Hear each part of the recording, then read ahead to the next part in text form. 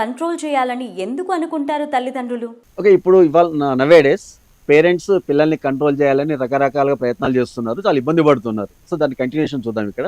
ఇప్పుడేంటంటే జనరల్‌గా పిల్లల్ని పెంచే పద్ధతిలో పేరెంట్స్‌కి చాలా ఆతృత అయిపోయింది. ఎందుకంటే ఇప్పుడు ఇద్దరు 1, 2 ఒకళ్ళు ఇద్దరు పిల్లలు ఉంటున్నారు. ఇంకొకటేంటంటే భార్యాభర్త ఇద్దరు కూడా ఉద్యోగస్తులయిపోయారండి. ఈ ఉద్యోగస్తులయిపోవడం వల్ల ఏమవుతుందంటే వాళ్ళకి అటాచ్‌మెంట్ తగ్గిపోతుంది పిల్లలతో. సాయంత్రం రాగానే వాళ్ళతో టైమ్ స్పెండ్ చేసిన ఫీలింగ్ కోసం హాఫ్ అన్ అవరో, 1 అవరో ఉంటున్నారు. అది కూడా వాళ్ళు అడిగింది, అడగకపోయింది ఏదైనా వారికి కావాలి కొనిచ్చేస్తున్నారు. వాళ్ళ ప్రేమను అట్లా వ్యక్తం చేస్తున్నారు. కానీ యాక్చువల్ ఏంటంటే పిల్లల్ని పెంచడానికి ఒక సైకాలజీ ప్రకారం ఒక 3 దశలున్నవి.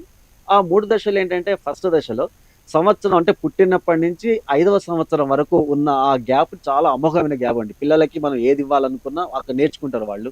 ఆ స్టేజ్ ఏంటంటే ఆ పిల్లవాడిని అప్పుడు మహారాజులాగా పెంచాలని చెప్తుంది సైకాలజీ.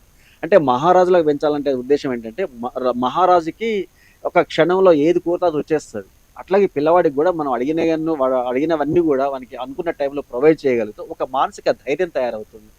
నాకు పేరెంట్స్ ఇవ్వగలుగుతున్నారని. ఆ తర్వాత 6వ సంవత్సరం నుంచి 13వ సంవత్సరం వరకు అది చాలా క్రూషియల్ ఇప్పుడు. పిల్లవాడందరూ కూడా తప్పుదారి పడుతుంది. ఆ స్టేజ్ కరెక్ట్‌గా లేకనే.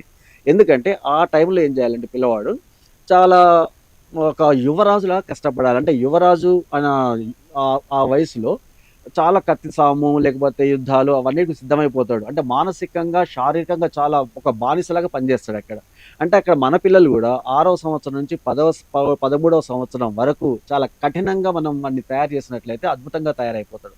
ఆ తర్వాత 14 నుంచి ఇంకా పైకి ఎదుగుతున్న కొద్దీ ఆ పిల్లవాడితో మనం స్నేహంగా ఉండాలి. ఎందుకంటే 14వ సంవత్సరం వచ్చేసప్పటికి వాడికి మానసికంగా కావాల్సిన అభివృద్ధి మొత్తం వచ్చేస్తుంది. వాడు మైండ్ సెల్స్ కంప్లీట్‌గా అభివృద్ధి చెంది ఉంటాయి. కాబట్టి వాడితో మనం ఒక ఫ్రెండ్‌షిప్‌లో ఒక ఫ్రెండ్ లాగా ఉన్నట్లయితే వాడికి మనం ఒక భరోసా ఇవ్వగలం. అరే! నీ వెంట నేనున్నాను. నీ పని నువ్వు చేసుకో అన్న స్టేజ్ మనం ఇవ్వగలం అన్నమాట.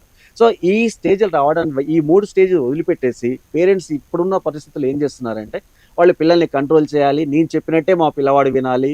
నేను చెప్పినట్టు కాకుండా వేరే వింటే వాడు చెడిపోతున్నాడన్న ఆలోచనలో ఉంటారు.